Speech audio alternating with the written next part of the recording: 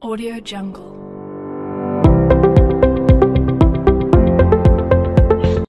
Bismillahirrahmanirrahim. Assalamualaikum warahmatullahi wabarakatuh. Selamat pagi, kembali lagi dengan saya Asep Muhammad Dahlan di tahun pelajaran 2021-2022 pada mata pelajaran Praktikum Akuntansi Perusahaan Jasa Dagang dan Manufaktur kelas 12 Akuntansi Keuangan Lembaga dengan pokok bahasan, dokumen sumber, dan dokumen pendukung pada perusahaan manufaktur. Pada pertemuan sekarang ini, kompetensi dasar yang akan kita capai yaitu 3.20 menganalisis dokumen sumber dan dokumen pendukung pada perusahaan manufaktur, 4.20 melakukan pengecekan dokumen sumber dan dokumen pendukung pada perusahaan manufaktur. Tujuan pembelajaran yang akan kita capai yaitu pertama, peserta didik dapat memahami pengertian dan manfaat perusahaan manufaktur dengan cermat dan teliti. Yang kedua, peserta didik dapat menganalisis karakteristik perusahaan manufaktur dengan cermat dan teliti. Yang ketiga, peserta didik dapat menganalisis perbedaan antara cost dan expense dengan cermat dan teliti. Yang keempat, peserta didik dapat menganalisis klasifikasi biaya dengan cermat dan teliti. Sebelum masuk ke pembahasan mengenai dokumen sumber dan dokumen pendukung perusahaan manufaktur, kita harus mengenal terlebih dahulu apa itu perusahaan manufaktur. Nah, pada gambar sebelah ini salah satu contoh perusahaan manufaktur. Jadi perusahaan manufaktur yaitu perusahaan yang kegiatannya mengolah bahan baku menjadi barang setengah jadi atau barang jadi yang siap dijual atau dipasarkan ke konsumen. Aktivitas perusahaan manufaktur yaitu menghasilkan barang setengah jadi atau barang jadi melalui proses pengolahan bahan baku terlebih dahulu sebelum dijual kepada konsumen. Adapun jenis pengeluaran di perusahaan manufaktur untuk mengolah bahan baku menjadi barang setengah jadi atau barang jadi yaitu meliputi 3 unsur. Yang pertama, biaya pemakaian bahan baku. Yang kedua, biaya tenaga kerja langsung. Yang ketiga, biaya produksi lainnya, yaitu biaya di luar dari bahan baku dan tenaga kerja langsung. Contohnya seperti biaya overhead pabrik. Terus selanjutnya, yaitu fungsi perusahaan manufaktur. Fungsi perusahaan manufaktur ada 4 jenis fungsi. Yang pertama, fungsi produksi. Fungsi ini kegiatan utama dari manufacturing company, yaitu mengolah bahan mentah menjadi suatu barang jadi yang siap dipasarkan kepada konsumen. Kegiatan ini membutuhkan biaya, misalnya biaya bahan baku, gaji pekerja produksi, biaya perawatan mesin, dan lainnya. Terus yang kedua, fungsi pemasaran. Fungsi ini bertujuan untuk mencapai tujuan dari kegiatan perusahaan, yaitu memperoleh keuntungan dengan menjual produk yang dihasilkan. Kegiatan ini mengeluarkan biaya, misalnya biaya promosi, biaya distribusi, biaya sewa gedung, dan biaya gaji karyawan pemasaran. Terus yang ketiga, fungsi administrasi dan umum. Fungsi ini merupakan fungsi kegiatan manufaktur yang berkaitan dengan kebijakan, pengarahan, dan pengawasan, sehingga kegiatan perusahaan berjalan secara efektif dan efisien. Kegiatan ini juga membutuhkan biaya, misalnya biaya personalia, biaya akuntansi, dan biaya lainnya. Terus fungsi yang keempat yaitu fungsi keuangan, yaitu fungsi penyediaan berbagai kebutuhan dana yang diperlukan oleh perusahaan untuk berbagai kegiatannya, baik itu kegiatan produksi maupun upaya pengembangan perusahaan.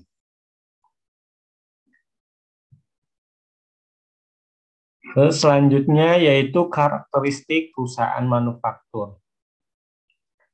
Beberapa karakteristik perusahaan manufaktur menurut teori sebagai berikut. Yang pertama, yaitu produk yang dihasilkan bisa dilihat secara kasat mata atau memiliki wujud. Sementara pada perusahaan jasa, produk yang mereka hasilkan yakni jasa, tidak bisa dilihat namun hanya bisa dirasakan. Terus karakter yang kedua, konsumen tidak memiliki peran dalam proses produksi sebuah perusahaan manufaktur. Dalam karakteristik perusahaan manufaktur ini, konsumen hanya menikmati hasil produksi saja.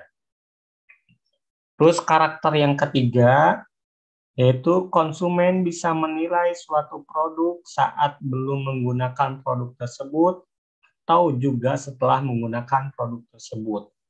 Sedangkan pada perusahaan jasa, seorang konsumen harus mengkonsumsi layanan jasa untuk bisa memberikan penilaian atas produk yang dihasilkan perusahaan jasa. Terus karakter yang keempat, untuk proses penyampaian pada konsumen bisa dilakukan tanpa memerlukan kontak fisik. Maksudnya, salah satunya melalui jasa distributor atau memanfaatkan sistem pemasaran modern menggunakan media internet. Karakter yang kelima yaitu adanya ketergantungan konsumen untuk mencari produk yang ada, sehingga produsen memiliki kewenangan mutlak untuk menyediakan jumlah barang di pasaran. Hal ini berdampak pada harga jual sebuah produk, karena makin sedikit barang yang tersedia, makin tinggi harga produk tersebut jika permintaan tidak berkurang. Nah, itu tadi karakteristiknya. Jadi, contoh dari perusahaan manufaktur, contoh-contoh perusahaannya. Kalau kita klasifikasikan dari jenis industri, di sini ada 4. Sebetulnya ada banyak sekali contoh perusahaan manufaktur yang terdapat di Indonesia, di berbagai industri. Nah, ada pun beberapa contohnya yang kita ambil. Yang pertama, industri tekstil dan garmen. Industri ini mengolah kapas menjadi benang, lalu mengolah benang menjadi kain, sehingga nantinya dapat digunakan sebagai bahan pakaian, seperti baju, celana, dan yang lainnya. Adapun beberapa contoh perusahaan yang bergerak di bidang industri tekstil dan garmen. Contoh perusahaannya yaitu Argo Pontes Tbk, Asia Pacific Fiber Tbk, Eratek Jaya Tbk, Centek Tbk. Itu salah satu contoh dari perusahaan industri tekstil dan garmen. Terus jenis yang kedua yaitu industri otomotif. Industri manufaktur ini di mana proses produksinya memanfaatkan teknologi tingkat tinggi. Beberapa produk yang dihasilkan oleh industri otomotif yaitu sepeda motor, mobil, pesawat, dan yang lainnya. Nah, beberapa contoh perusahaan yang bergerak di industri otomotif ini diantaranya Astra Auto Parts, terus Astra International, Gajah Tunggal, Indokorsya, ya, itu salah satu contoh dari industri otomotif. Terus yang ketiga, industri elektronik. Seperti halnya industri otomotif, industri elektronik juga merupakan manufaktur yang kegiatannya memproduksi menggunakan teknologi tingkat tinggi. Beberapa produk yang dihasilkan oleh industri ini yaitu seperti televisi, komputer, laptop, handphone, AC, kulkas, kipas angin, dan yang lainnya. Salah satu contoh perusahaan yang bergerak di industri elektronik yaitu Satnusa Persada Tbk. Terus industri yang keempat yaitu industri makanan dan minuman. Industri ini perusahaan manufaktur yang mengolah bahan mentah menjadi makanan dan minuman yang siap dikonsumsi oleh konsumen. Beberapa produk yang dihasilkan industri ini, misalnya minuman kemasan, makanan ringan, dan berbagai jenis makanan dan minuman lainnya. Beberapa contoh perusahaan manufaktur yang bergerak di industri makanan dan minuman, salah satu contohnya yaitu Indofood, Cahaya Kalbar Tbk, Dahomas Abadi Tbk, dan yang lainnya.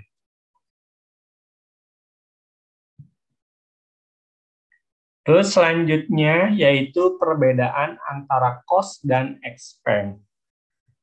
Istilah biaya atau cost adalah merupakan pengorbanan sumber ekonomi atau modal dapat diukur dengan nilai uang baik yang sudah terjadi, masuk ke dalam akun beban, ataupun yang belum terjadi itu masuk ke dalam akun harta. Untuk tujuannya yaitu pengambilan keputusan.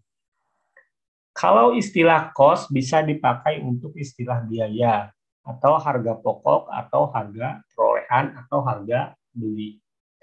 Di akuntansi manufaktur, istilah cost sama dengan biaya, sedangkan expense dipakai untuk istilah beban. Kalau cost itu identiknya dengan nilai barang modal yang dibeli, sedangkan kalau expense itu identiknya dengan nilai barang modal yang sudah terpakai atau susut. Nah, itu perbedaan antara cost dan expense. Terus selanjutnya yaitu jenis-jenis biaya. Kalau kita klasifikasikan, biaya ini dibagi menjadi 6 jenis. Ada yang pertama berdasarkan elemen produk, yang kedua berdasarkan keterlacakan dengan produk, yang ketiga berdasarkan hubungannya dengan produksi, yang keempat berdasarkan hubungannya dengan volume, yang kelima berdasarkan area fungsional, dan yang keenam berdasarkan periode yang dibebankan pada pendapatan. Nah, keenam klasifikasi itu kita bahas satu-satu. Yang pertama berdasarkan elemen produk. Berdasarkan elemen produk, di sini dibagi menjadi 3 jenis biaya. Yang pertama, biaya bahan. Biaya bahan ini terdiri dari biaya bahan baku dan biaya bahan penolong. Terus yang kedua, biaya tenaga kerja. Biaya tenaga kerja ini terdiri dari biaya tenaga kerja langsung dan biaya tenaga kerja tidak langsung. Terus yang ketiga yaitu biaya overhead pabrik. Biaya overhead pabrik itu semua biaya produksi selain biaya bahan baku dan biaya tenaga kerja langsung. Terus yang kedua, berdasarkan keterlacakan dengan produk. Berdasarkan keterlacakan dengan produk, ini dibagi lagi menjadi 2 jenis biaya. Yang pertama biaya langsung, yaitu biaya yang terjadi secara langsung untuk proses produksi. Yang kedua, biaya tidak langsung, yaitu biaya yang terjadi secara tidak langsung untuk membantu proses produksi. Terus selanjutnya, yang ketiga itu berdasarkan hubungannya dengan produksi. Berdasarkan hubungannya dengan produksi, ini dibagi menjadi 2. Yang pertama, biaya prima, ataupun disebut juga dengan biaya utama, yaitu biaya yang secara langsung berhubungannya dengan produksi. Biaya utama terdiri dari biaya bahan baku dan biaya tenaga kerja langsung. Terus yang kedua, biaya konversi. Itu biaya yang harus dikeluarkan untuk mengubah bahan baku menjadi produk jadi. Biaya konversi ini terdiri dari biaya tenaga kerja langsung dan biaya overhead pabrik. Terus yang selanjutnya, yang keempat, berdasarkan hubungannya dengan volume. Berdasarkan hubungannya dengan volume, ini ada dua jenis biaya. Yang pertama, biaya variabel, yaitu biaya yang bisa berubah sebanding dengan perubahan volume kegiatan. Sementara secara per unit jumlahnya tetap. Yang kedua, biaya tetap, yaitu biaya yang tidak berubah meskipun volume kegiatannya berubah. Volume kegiatan berubah, maka akan mempengaruhi perubahan unit. Terus yang kelima, jenis biaya berdasarkan area fungsional. Berdasarkan area fungsional, ini dibagi menjadi 3 jenis biaya.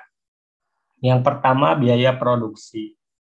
Biaya produksi itu biaya yang terjadi dalam suatu proses produksi yang meliputi biaya bahan baku, biaya tenaga kerja langsung, dan biaya overhead pabrik.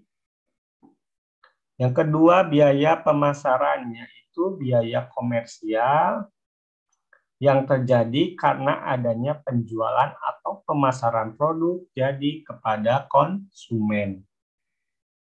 Terus yang ketiga, yaitu biaya administrasi, yaitu biaya yang hubungannya dengan kegiatan pengaturan dan administrasi perkantoran suatu perusahaan di luar biaya produksi.